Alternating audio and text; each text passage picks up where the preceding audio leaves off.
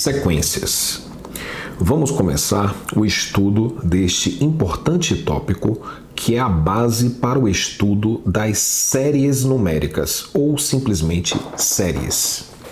As séries representam o principal objetivo deste curso, mas, como eu disse, para que nós possamos entender o conceito de séries, a gente precisa entender bem o que são sequências, algumas propriedades e a ideia de convergência de uma sequência. Nesta aula, a gente vai começar simplesmente apresentando o conceito de sequência e alguns exemplos. Vamos começar sem muito formalismo, apresentando a ideia sobre sequência, que é uma ideia bem simples, uma ideia inclusive que você já deve ter uma certa familiaridade, porque no ensino médio você provavelmente deve lembrar que você estudou as progressões aritméticas e as progressões geométricas, as famosas PA e PG, que são exemplos de sequências.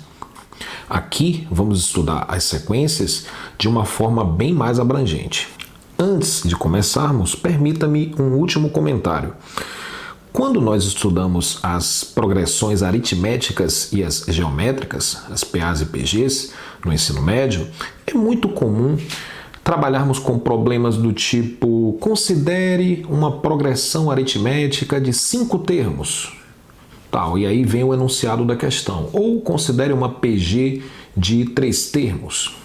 Aqui neste curso, as sequências não terão 3 termos ou 5 termos. Só estamos interessados em sequências com infinitos termos. Então, toda vez que eu me referir a uma sequência, você já vai entender que é uma sequência que contém infinitos termos. O que vem a ser uma sequência de uma maneira bem informal? Uma sequência nada mais é do que uma sucessão de números, uma lista de números escritos numa ordem definida. Então imagine que você tem aqui o primeiro número dessa lista, aí separados por vírgula, nós temos aqui o A2, o A3 ou o terceiro termo, reticências, passando pelo enésimo termo, ou termo geral da sequência. E aí isso prossegue. Como eu disse, é uma lista com infinitos elementos, infinitos números reais. Essa ideia já é suficiente para você seguir o estudo aqui, mas convém a gente entender o que é uma sequência do ponto de vista formal. Uma sequência é uma função. É uma função cujo domínio é o conjunto dos números inteiros positivos. Ou seja, uma sequência é uma função f, digamos, de n asterisco, a princípio de n asterisco, em R. A princípio vamos considerar assim, ok? Que para cada número natural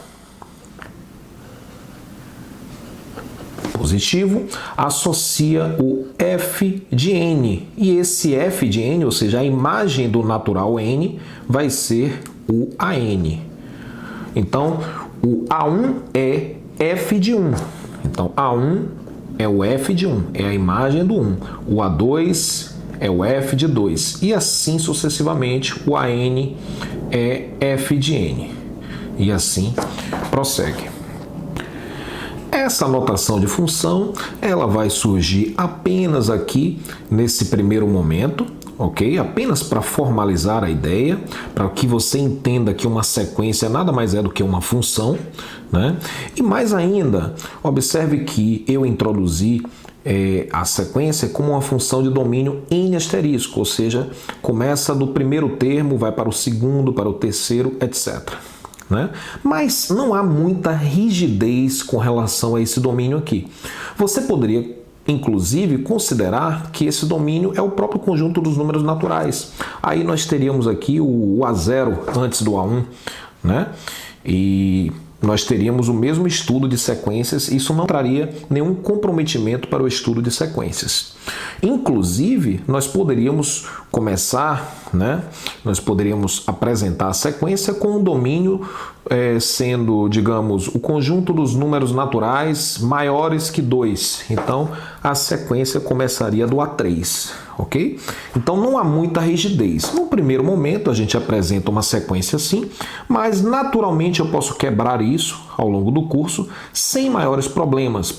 Como veremos, o que mais importa sobre uma sequência não é exatamente a partir de qual termo ela começa, e sim qual é o comportamento da sequência, ou seja, dos termos da sequência, quando esse n assume valores grandes.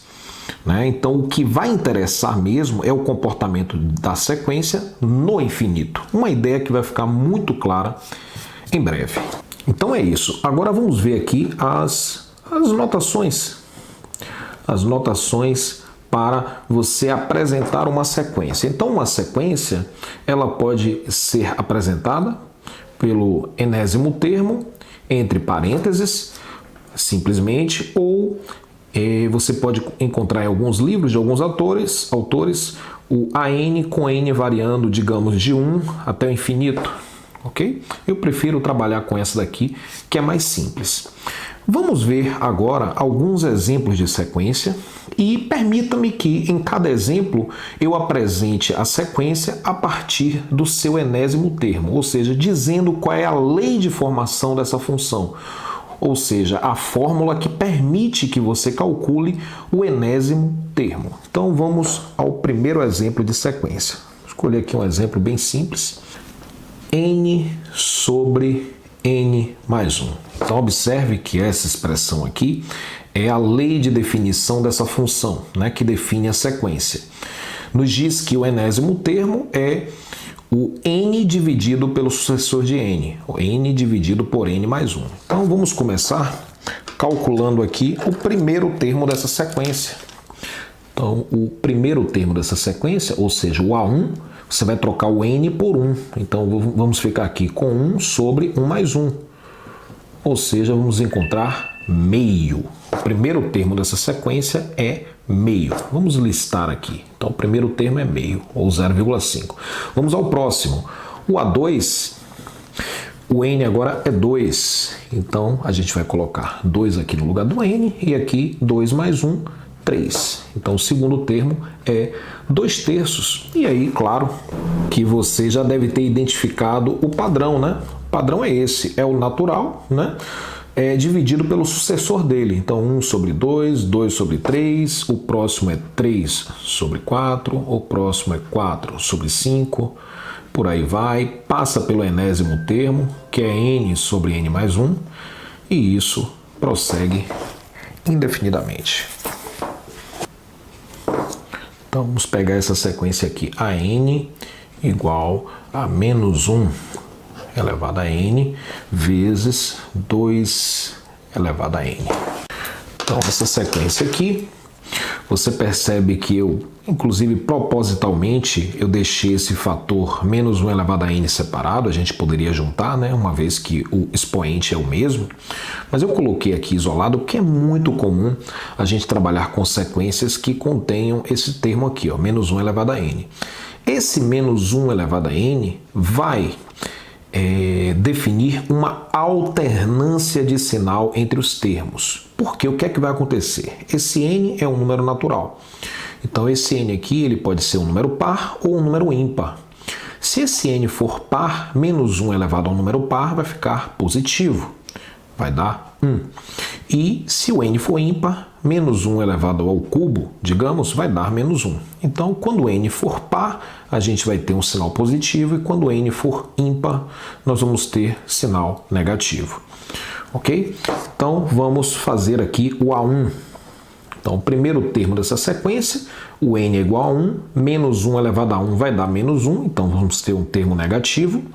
2 elevado a 1 vai dar 2, então o primeiro termo é menos 2. O segundo termo, já que o n é par, o que é que vai acontecer? Menos 1 ao quadrado, já que o n é 2, menos 1 elevado a 2 vai dar 1, positivo, e 2 ao quadrado é 4.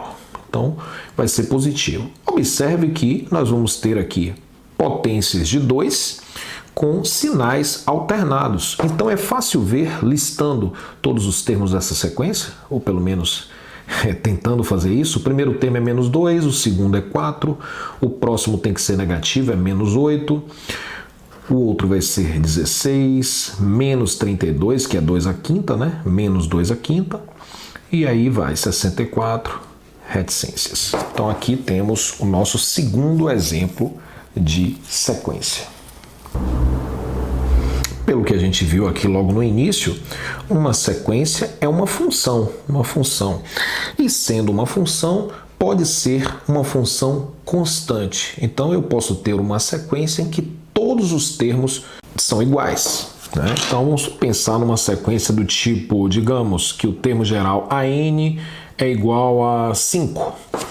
Então observe que o seu AN não depende do N. Para qualquer valor de N, o termo é 5. Então essa sequência sem maiores comentários, né? O primeiro termo, ou seja, o A1 vai ser 5, o A2 também vai ser 5, o A3 vai ser 5 e assim sucessivamente, 5 para toda a eternidade e mais 6 meses.